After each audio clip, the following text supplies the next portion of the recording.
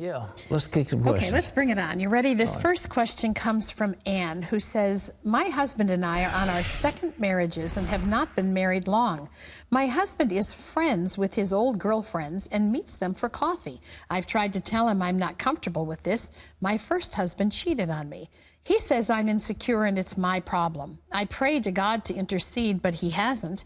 I'm so alone in this and don't know what to do. Is this behavior of his okay, and am I just insecure? I don't want to push him away or into another woman's arms. What can I do? All right, you're married the second time. You didn't tell me what grounds you had for getting divorced the first time. Whether the one you're involved in... Well, she was cheated on, she said. So. Yeah, but you don't know. In any event, look, this is a spiritual bond. He's having a spiritual connection. Is it adultery? Well, they're not having physical sex with these ladies, but he's out there and he's drawing close to them and he's sharing intimate moments that he should be sharing with you. And no, it's not all right. It's not like a working relationship where men and women work together. This is a different deal.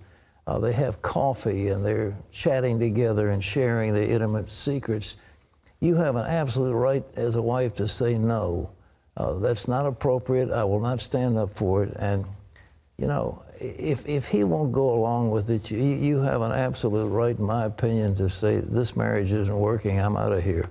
But do everything you can to hold it together. But again, it's your second marriage, and I don't know what happened to marriage number one. All right? Okay, this is Chris, who says, I gave myself to the Lord 19 years ago. I left church when I was 23. I had 3 children out of wedlock, suffered domestic violence, and was left with 3 special needs children to raise. I moved to New York City, from New York City to Philadelphia, and met a young man who said he was a Christian. Turns out he wasn't, but I had already fallen in love with him. We've been on and off for 2 years, and the last time he came back, we slept together. I'm now 6 weeks pregnant. I know that I'm in sin. I want to keep going to church, but I'm afraid I'll just start the cycle all over again. How can I fix this? You know, the story in the Bible that Jesus met a woman out by a well. She was a Samaritan woman, and he said, go call your husband. And she said, well, I don't have a husband. He said, you're right. The man you're living with, you've had 5 husbands. The guy you're living with isn't your husband. But you know something? He unfolded to her some of the deepest truths that are revealed in the Bible.